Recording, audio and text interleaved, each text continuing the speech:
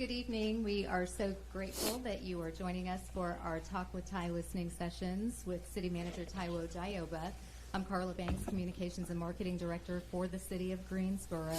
We will have an opportunity for you to engage with the City Manager and ask questions so that you can be picked up on our broadcast. If you wouldn't mind coming to the microphone to ask your question, that will allow the folks who are streaming live on YouTube to be able to hear. And those of you who are on YouTube, if you wouldn't mind putting your questions or your comments in the chat, we will make sure that you're part of tonight's discussion.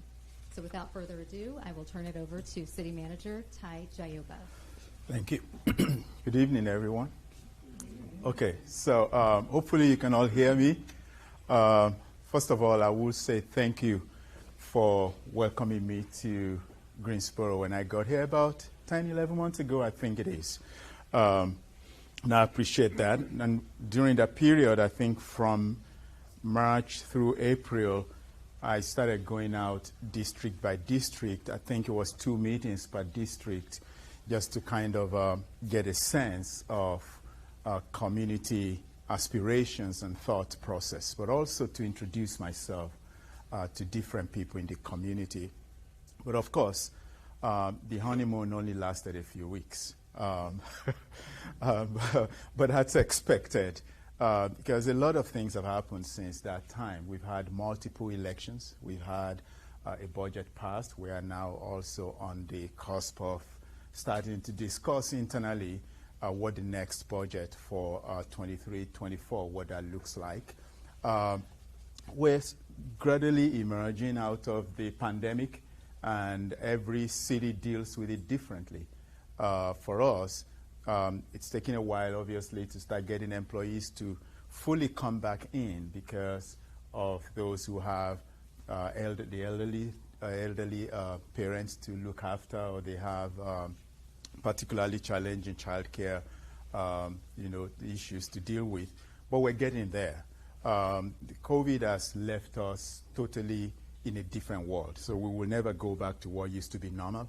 And so how we respond to that is going to be very important, and how we succeed in doing that.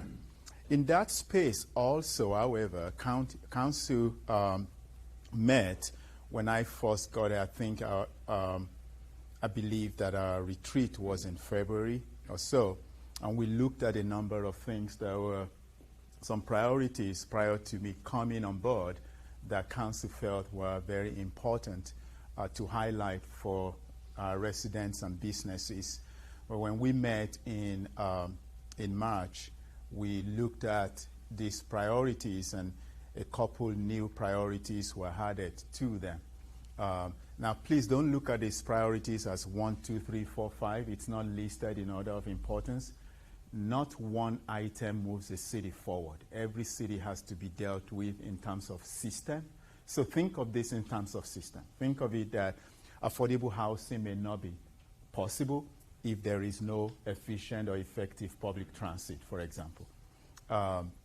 If we're not investing in our workforce, that has huge impact on homelessness. It has huge impact on equitable investment. And so don't think about it as 1, 2, 3, but rather think about them as everything that the city council, the leadership feels it's necessary for us to do. And you may find some things there that are not necessarily on this list, such as what about our aging infrastructure? There are some of our pipes that we have underground today that they burst, not just because of pressure of development, but simply because they've been there for more than 50 years. There are swimming pools that have just been in place since 1950-some, and they've just not been changed over and over. So there are some things that you may not find here, but that does not necessarily mean that they are not important. They're just as important.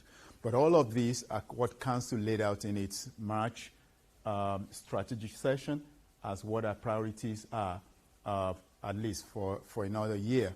We're going to have another strategic session hopefully early in 2023. We're going to revisit this, and maybe we keep them, maybe we expand on them, maybe we redefine them. I don't know what Council's pleasure will be at that point in time. But out of this, of course, grew a number of things which I believe could be, some of the topics that you may have in mind tonight. This is the last slide I'm going to speak to, so that gives us opportunity to engage, hopefully in very healthy conversations or healthy dialogues. So Council adopted a budget of $688 million back in June. Our fiscal year has to go from June 30 to July 1st of every year.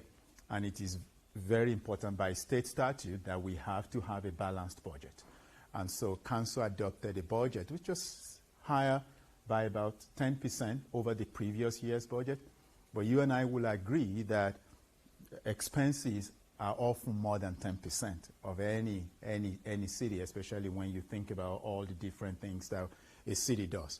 So while that number may seem high, it was 10% more than the previous year for a reason, because we wanted to make sure that we continue to not only balance budget, but meet the needs of our residents and also meet the needs of our employees as well. Thanks to you, and right now, like I said earlier, we're about to start talking about the 2023-2024 budget. It may be that some of what you will share with me tonight will find a way into that future budget, so that we can continue to. You don't build a city or a community with one budget. It takes a series of budgets over 5 years minimum for you to really get to realize some of our goals and aspirations. So some of what you're going to be asking me tonight, or some suggestions you may have, make sure that they're documented. And thanks to you, we passed the 2022 bond referendum. The previous referendum was in 2016. I believe that was $130 million. And this current referendum was $135. The bulk of it, of course, went to affordable housing. Some of you went to recreation, including this type of facility that we're in. This is one of our oldest. And if we really want to be able to maintain it and keep it for future generations, or even expand on it, investing in it for the future is going to be very critical. Public safety in terms of fire, and also in terms of police officers, as well as investing in transportation. Investment in transportation wasn't really that high in the referendum for a reason, because we typically put that in there to serve as a match if we were to get a federal funding opportunity. Now, could our public transit system be better? Absolutely, yes. You and I will agree that it's not where it's supposed to be, and it definitely can be better. But again, thanks to you, we passed that. Now, it may not happen for another 5 years or 6 years. One thing that, we're the third largest city in the state. Most cities of our size actually run bond referendums every 2 years. That way they can catch up on infrastructure, on meeting so many other needs. But we're not there yet. I know that the reason sometimes by the time we get to 5 years and 6 years and we're doing referendum, costs of things have gone up. And so it's almost like we're playing catch up every time. But again, part of that referendum is not just putting money in affordable housing. When you put money in affordable housing, you also help our homeless neighbors in many ways. Studies after studies show that it's in that missing middle. People who do not have the means to live in a single family home that's detached, but also have a difficult time finding a place to rent, whether they be single family attached building like a duplex or a triplex or a townhome, or an apartment. The median, I was reading yesterday, I don't know this story right now for Greensboro, but I think it's probably in the 11 to 1200s. But in Charlotte, the median house rent yesterday was projected to be about $1,900 a month. And that's for a 1 to 2 bedroom. So that's pretty high. And so when people can't afford to buy and they can't afford to rent, sometimes what happens is they don't find a place to live. And as a city, as council, it's not enough to just provide affordable housing, but how do we assist our homeless neighbors as well? It's not just about shelter for them, but it's also about caring for them. And that's very important. Your council district member and I were out on the streets, I think about 2 weeks ago, downtown, just visiting with some of our homeless neighbors downtown and really talking to them. That's Mr. Matheny, and really asking questions about specific situations for them and how we might be able to help. But what you quickly find out is that you can't have a solution for one homeless person and think you can apply it to everyone, because it's very different. For everyone that we met and we spoke to, the story was different.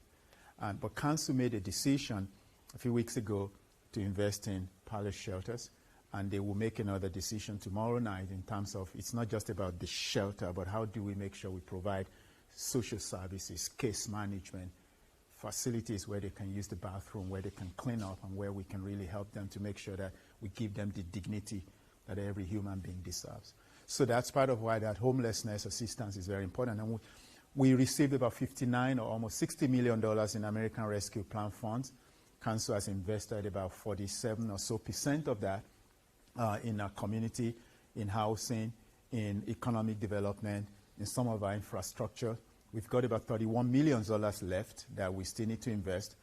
2 council meetings ago, I went to council to talk about how we are going to allocate those. There wasn't complete agreement on what that will be like, but over time, as we go back to council, hopefully in the next few weeks, we will have revisited what that looks like and be able to make a set of recommendations back to them. But what we do know is that if we don't allocate those funds on time, expenses go up. What cost $3 million today was probably $1 million 3 years ago. And so I was reading another article today about a city in the country that had put $50 million towards about 20 units of affordable housing. But because they had not moved fast enough, they realized they have a shortfall of $32 million. Can you imagine? Just within a space of months. And so that's because of the economic situation that we are in right now. And so we want to make sure that this, whatever is left of the ARP funds, are allocated smartly and in a way that we can still take advantage of opportunities that we have. Then we have our cart rollback compliance, which is really if you put your cart, your recycling bin or your trash bin out in the evening, make sure that by creating a safe environment for residents or your neighbors, we move them back within 48 hours. We have a loose leaf program. We can share some of those with you. And the fact that we have a lot of growth and development resulting in more traffic congestion. I've only been here for less than a year, but I can tell you I've seen an increase in the number of vehicles on the streets. I can tell you that. And personally, I know a few families that have moved from both Wake County and Mecklenburg County to be in Guilford County, living in Greensboro, all within the same space of time that I have been here. If we don't deal with the impact of growth and development today, we're still going to continue to pay for the price of not dealing with it in the future. And lastly, we've been doing a police chief search. We're getting to a point now where we think that we can share more and update the council and the community on that. So hopefully in the next few weeks, we will be sharing more information on that. But we are in a good place where we feel that we've got very solid, a handful of solid candidates that we believe can continue to help us to make Greensboro not only a safer city to live in, but we're looking for a police chief that can actually successfully engage the community to make sure that people feel that this is a place that they belong. So those are just suggested topics. You may have other topics that you want to bring up or questions that you want to ask me. So at this point, I'm going to keep quiet. I think we have people watching online, and then we'll try and split the time. And I promise you I'll try to reduce my responses to questions so that gives you enough time. But if we ever run short of time, please do not hesitate to send emails or to just make sure that you write your comments on a piece of paper and pass it to us before we leave. So I'll stop, and then if there are questions, I'll be happy to take them. Please remember to use the microphone.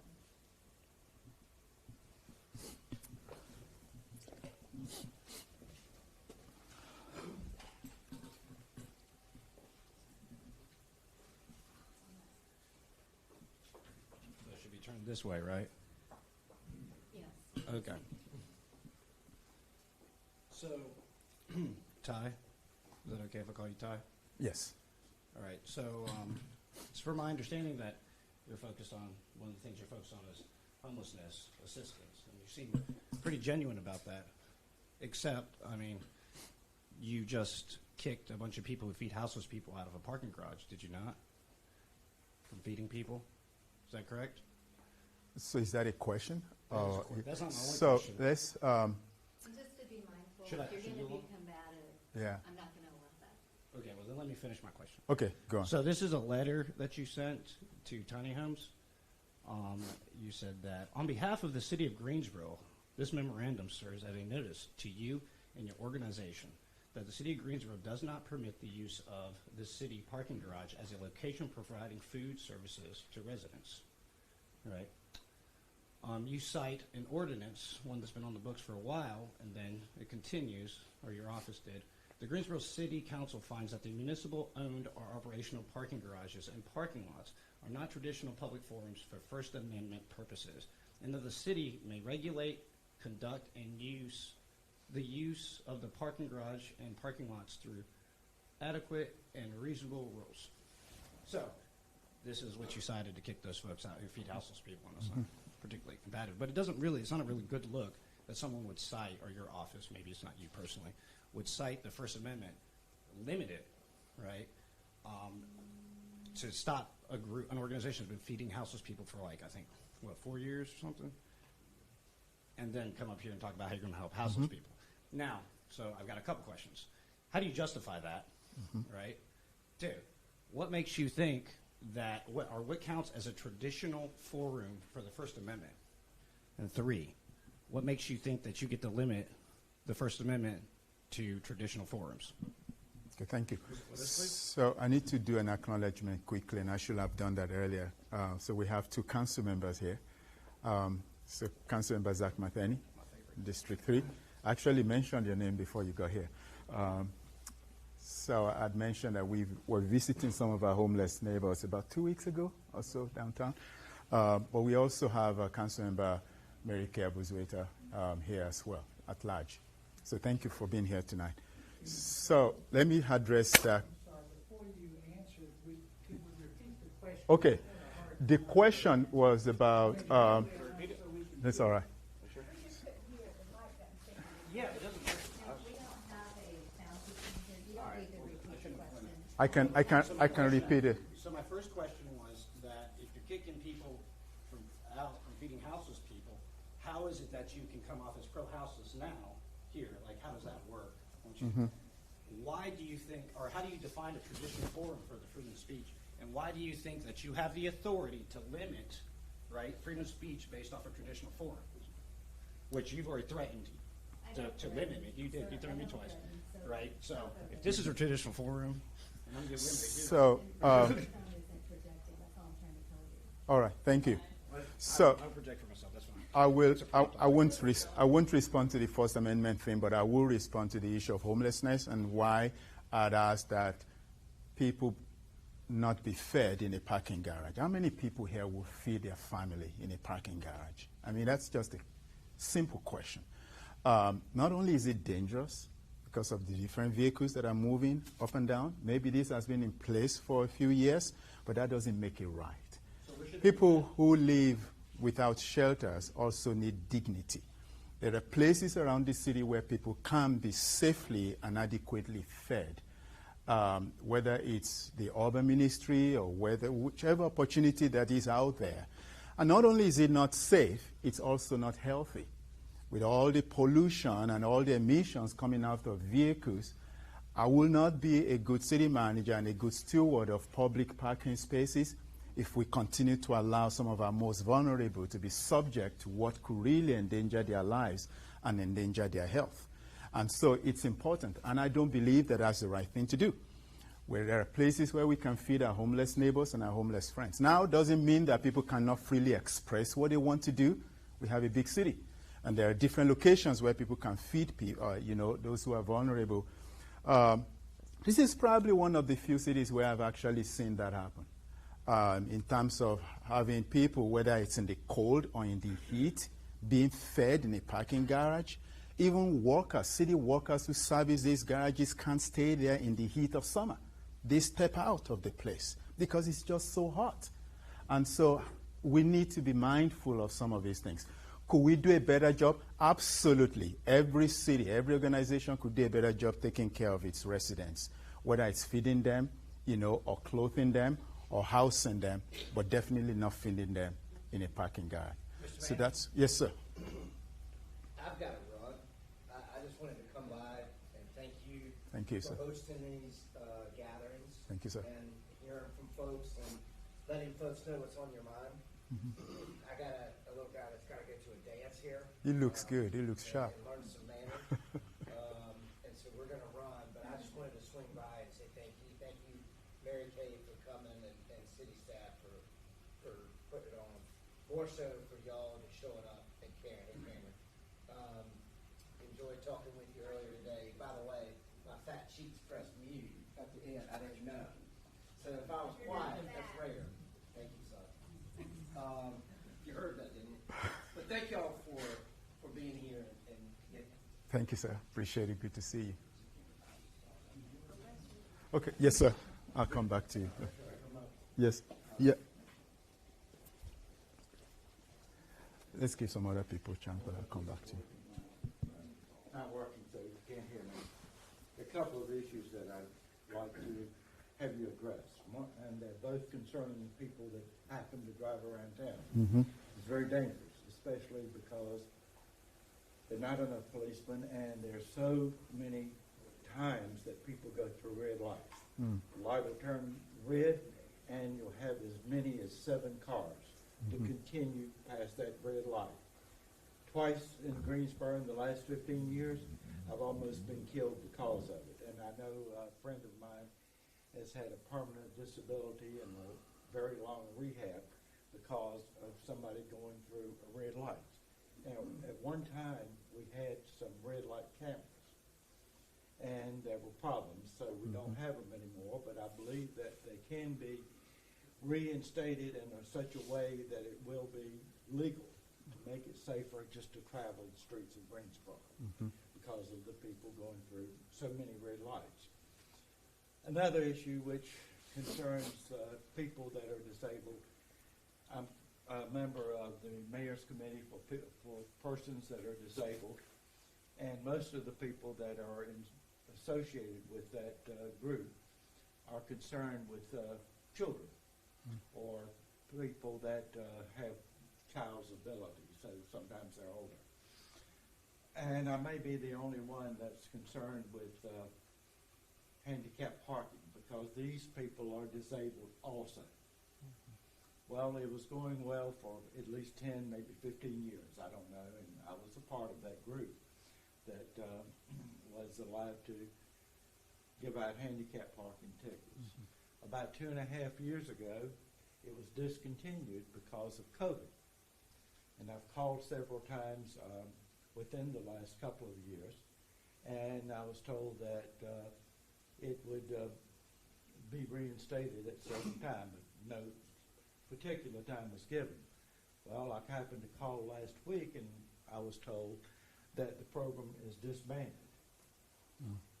Well, I think it's rather criminal to take up a handicap parking space for somebody that doesn't need a handicap parking space, and we have a fine that's available for people of $250 in North Carolina. In most other states, it happens to be $500 for parking and being caught, of course. So I'd like for you to maybe address that to see if that's on the agenda to be reinstated, because as I walk to any place and pass handicap parking places, there's a tremendous amount of violators. And they shouldn't be. They are hurting the disabled people, most of whom are older. Thank you. Thank you very much. So 2 issues, both of them related to transportation. Yes. First one about running through red lights. You've escaped being hit twice in 10 years? Well, it's been about 15 years. Okay, I've escaped being hit twice in 11 months. And yes. So I do know that that's an issue for us as a city. I also do know that that's an issue nationally, especially post-COVID. It's kind of started during COVID and has gotten worse. But we are looking at a few options, especially in areas around schools. Not only putting digital signs that will let people know, how fast they're moving. But also, there are some one-way streets that we may study converting them back to two-way streets. One-way streets lend themselves to speeding, over-speeding. And so we're going to start some pilot studies over the next few months and identifying some of those like Friendly or Market where we can actually start converting them back to two-way streets to probably potentially reduce that. I cannot tell you that we will go back to red light, using that to find people or to because I'm not sure we're going to have any support from legislators for that reason. But that does not mean that there are no ways. So it's still something that we continue to discuss. That if you are caught running the red light, how can we actually enforce that if there was camera to do that? I know you want to say something, so give me a second. On the second one, enforcement is the question. I'm not sure that putting a commission together is necessarily the solution, because I'm not sure that that is the best practice, especially because you put civilians in a very, very tough spot if you're asking them to be citing people who park in handicapped parking spots. And we definitely don't want people to be assaulted or, to put themselves in danger for doing that. So there could be some other ways. That ultimately boils down to enforcement. We do have some of our cameras right now, especially downtown, that I think it might be something we take a look at in how we can do that. I cannot assure you that we're going to bring a commission back, but I can assure you that that's something we're also looking at. Especially when you don't have an handicap placard and it's not on your license plate and you park in an handicap space, it prevents handicapped people from having direct access to buildings, municipal facilities, and for safety even if they need it. So you and I are on the same page when it comes to that, and we just have to work through how we enforce it over time. So hopefully by the time we're having this conversation again, I will have better answers for you as to how we're doing that. Actually, I did it for over 10 years. Mm-hmm. No problems. Yeah. Didn't feel threatened or anything. Yeah. So, again, thank you for sharing that. You had your hand up. Yes, I'd sir. like to speak to affordable housing. Okay, yes, sir. Should I go up? Yes, please. I want to commend you on restudying the rescue fund plan. And I understand there's something on the agenda for tomorrow night Yes. to make a contribution to this whole effort. Please take a hard look at those ARP funds. In studies that I've seen, we have something like 26,000 units in need, and that was pre-Toyota, pre-Zoom. Boom. It's a quality of life issue, not only for the people who are impacted by the lack of availability, but for all of us. Our community is hurting, and we need to deal with that. And we spent a lot of money on entertainment and sports facilities. I think it's time that we took care of people who are less fortunate than we are. So the question is, will you help? Yes. Thank you. Thank you. That's actually a subject that should get everyone's applause. Affordable housing is at various ranges, because what's affordable to you may not be affordable to another. So it's got to be multiple units, multiple types. It's housing diversity at different ranges. So what you're referring to, the council will take action on tomorrow, is the community foundation, Greater Greensboro's community foundations with Quest. They are raising $31-point-some million to preserve affordable housing, because sometimes how you address affordable housing is not just building new units, but preserving existing stock. And so it's really raising the $32 million to do that. And I believe they've done a yeoman's job of getting us to where we are. Initially, they came to the city asking for 3.5, but the council, but then they came back asking to see if that could go up to 5. So council is comfortable doing that. The difference is that that will not come out of American Rescue Plan funds. It will come out of the 2022 bond money, We have the ability to make that happen and to be able to add that $5 million. However, in the recommended allocation of the remaining $31 million from the American Rescue Funds, we are also recommending that the Greensboro Housing Coalition be allocated some funds for affordable housing. They do a lot of work that we do not do as a city organization in terms of either preventing eviction, or if eviction has happened, how to make sure that people can restart their lives again. And then we're also looking at setting aside some funds for affordable housing projects and developers. I had a conversation with a developer from out of town today who is interested in coming to Greensboro to put up units of affordable housing. But then they will be looking to the city to support them one way or the other. But the key word is affordable. And everybody throws it around today. But we also want to be sure that when you're talking affordability, you're not only talking about people who make 30% of the area median income, which I believe is roughly, what's the area median income? Anybody knows our area? About 46. Roughly about 46,000, right? So if you make 30% of that, you barely have a place to stay.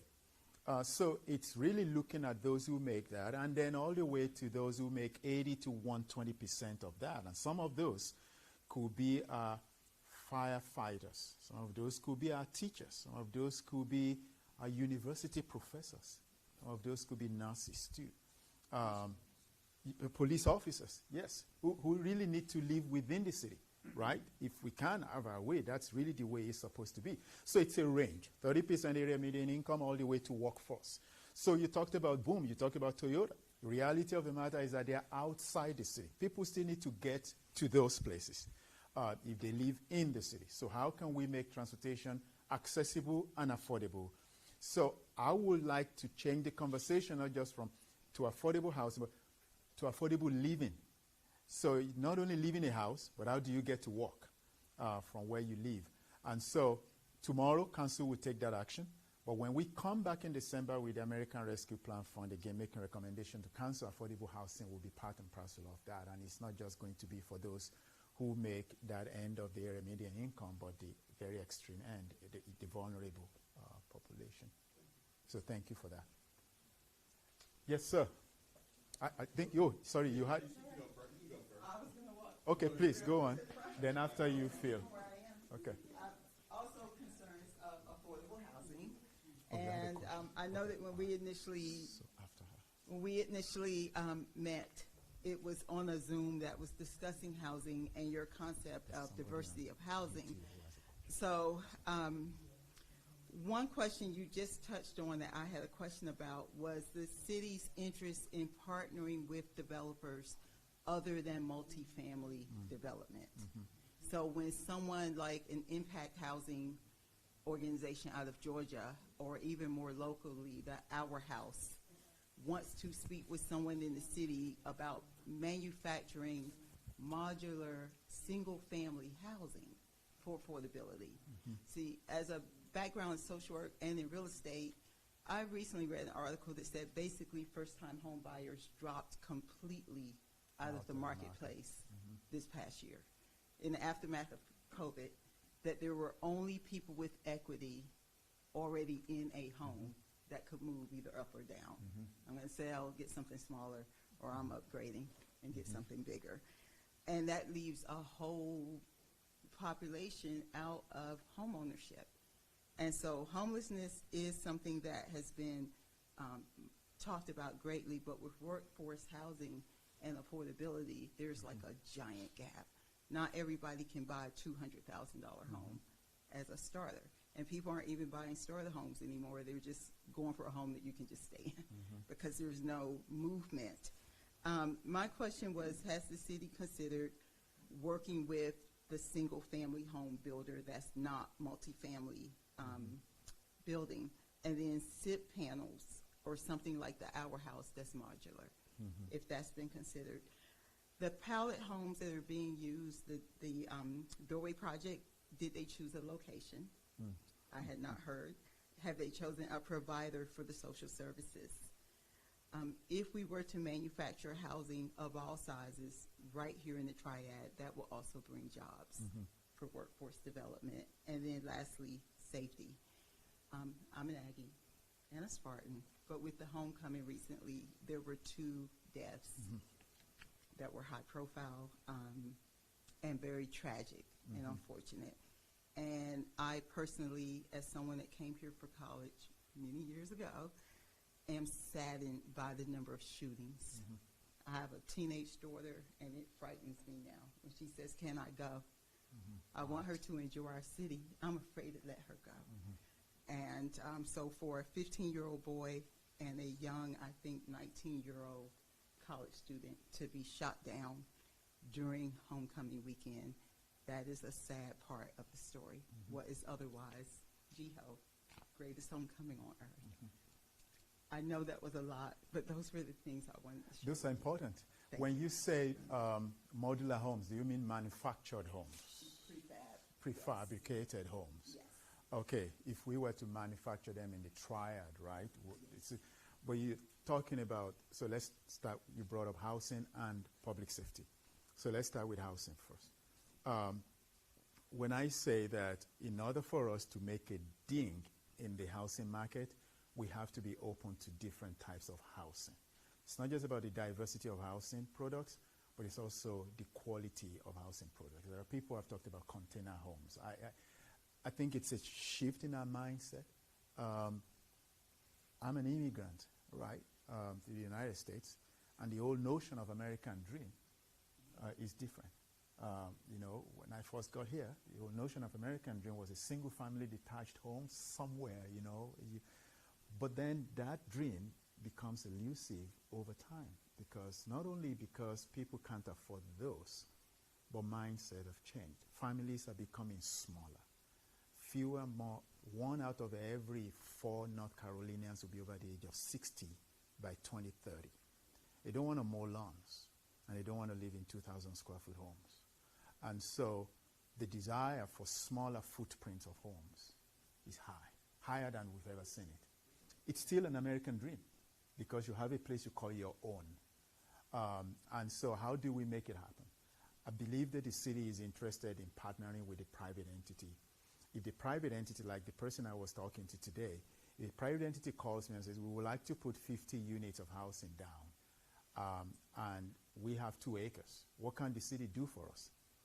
If I put anything into it, I want to also be able to say that, can you dedicate 10% of those 50 units to affordable housing? Now, in the state of North Carolina, we cannot mandate that, but we can incentivize it. So what can I do for you? Do you build taller, or should you have more units if you're going to generate more for the housing affordability? Now, if you come to me and they say it's manufactured homes, the neighbors may not like that, right? So it's going to have to take a shift in mindset and in conversation. And we saw that with a rezoning recently where council took an action, but it was manufactured homes. If done well, and I've seen them, if done very well, nobody knows the difference. They're really good. They're beautiful. They're landscaped well. The streets are well maintained. They're serviced well with utilities and services, and they're easier to maintain. And so it's going to take a shift in mindset, but the city is willing to partner with any developer who comes here who wants to help meet the needs of our residents. People who wait my table or your table when we go to restaurants, someone who serves you when you drive through McDonald's or Panera Bread or whatever it is, they need a place to live.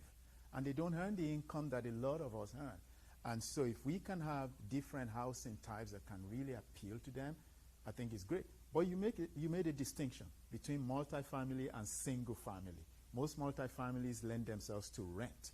The path to creating wealth is often through home ownership. But home ownership can be out of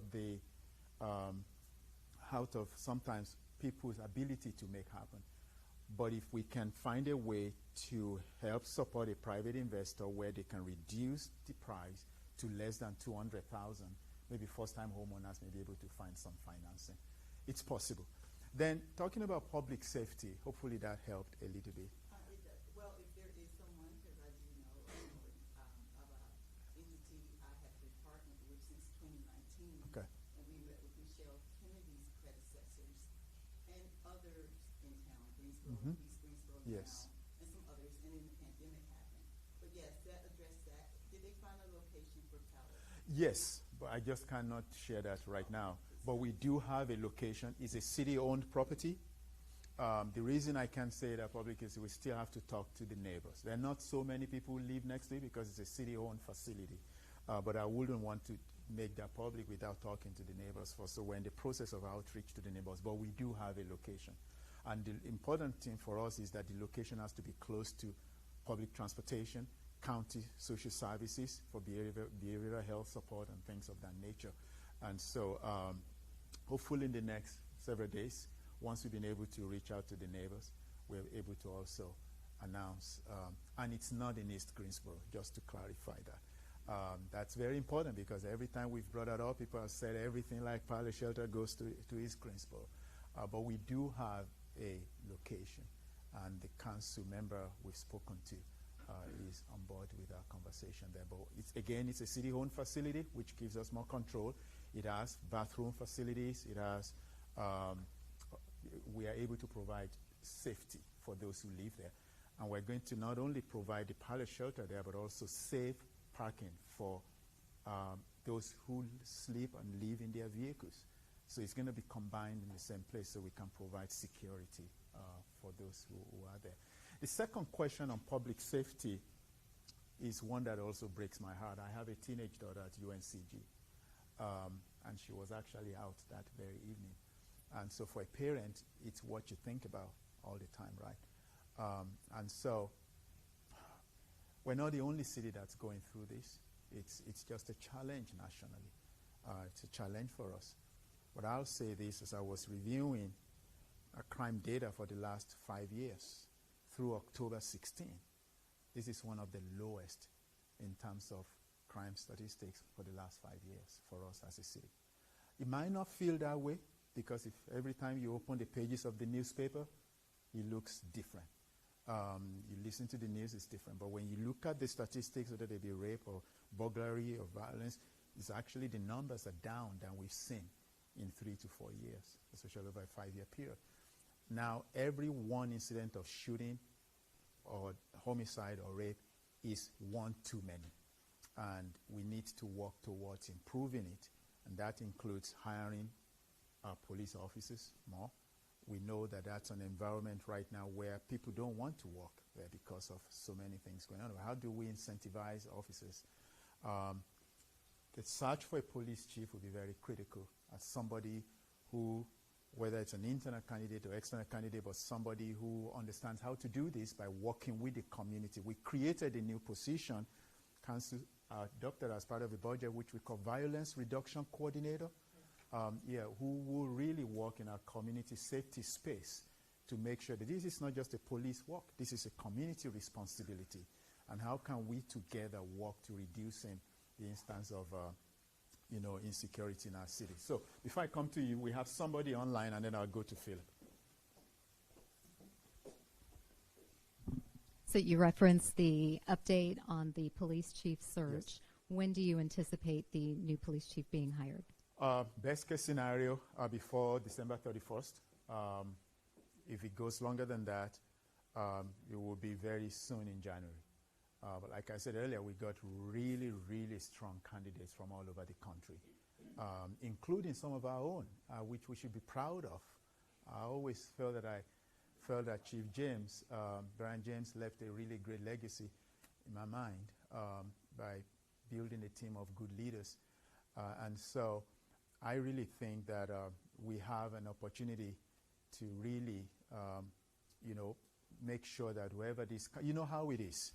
And that's where we have to be careful. We don't know if we were to introduce these people to the community too soon, their current employers may not know that they are expressing interest in this position, and we don't want to put them in a particular place where jeopardize their jobs.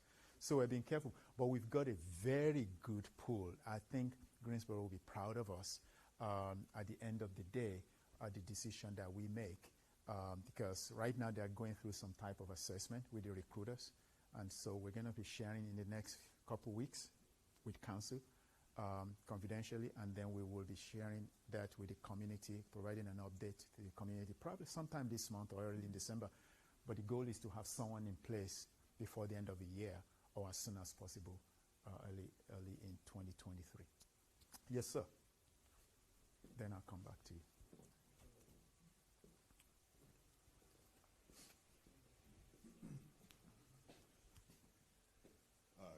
Good afternoon to you. I have a two-part question. Okay. First is that, as you're aware of, there's a project that your office asked me to wrap up that I was doing with Creative Greensboro. There's a $10,000 balance on that project. I reached out to the person that you passed that off to, Ms. McCrae, Okay. As well as the assistant city attorney. Have not heard back from them. As a small business, I can't take $10,000 hits to my budget. Additionally, I just want to say with that project in closing, the community was not really kept involved in the decision making because of the administration by Creative Greensboro, which created that situation where that project was terminated. I kind of figured that was going to happen from the beginning, which is why I try to protect myself. But you have to understand that whenever I do professional projects, I bring artists into this community that are guests. If I commit to them a certain amount of money at the beginning of that, based on a contract that I enter with the city, I have to uphold what I say to that person. So whether it's cut short or whether it goes full term, if I agree to a certain amount, and then I tell my subs a certain amount, I can't be left holding the bag of, money not being reimbursed. So if you could please get on top of that conversation for me, Okay. And follow up so that I know what I need to take as far as my next steps, and hopefully we can resolve that without it going any further between, professionals. Okay. That's my first, I guess it was more of a statement than a question. The second question is about affordable housing and the homelessness issue. When you mentioned earlier about the community foundation asking for more money, them always kind of being the community partner that this city kind of leans on, that creates both a gift and a curse. There's so much bottled up in the community because we've dithered on solutions which now have all jammed up. A lot of this is falling on your lap. This precedes you before you've gotten here. But we've done such a horrible job, and we always go to the same community partners that regurgitate the same ideas over and over, and nothing really transformative is done where it moves the needle. I hope this doesn't become the case with this same situation with them. We can't keep putting all our eggs into one basket and expecting the community foundation to save us. There's other ideas in the community, and we have to make sure that we're open to listening to those. And what I want to say in regards to that situation is specifically the motel off of Highway 29 that was bought by a private entity. Regency? Yes. Okay. It was bought by a private entity that was somewhat of a public-private partnership. The things we've heard about that project and the status of it is disconcerting because, it's kind of in a no man's land. And that is exactly what we mean. When we, go down these solitary paths and these things don't work, but we commit millions of dollars, it creates these issues. And, I just wanted to ask, with regards to that, has City Council, has the City Manager's Office, what is the status of that Regency, or will that be ready for the wintertime because winter is upon us? So, one question, one statement. So I saw the email you sent. I think you forwarded it to me today? Yes. Okay, yeah. So I will act on that, at least let you know what the status of that is, hopefully tomorrow. Thank you. With regards to Regency, yes, it will be open in time to be able to accommodate some of our homeless friends for this winter. So that's in the short term.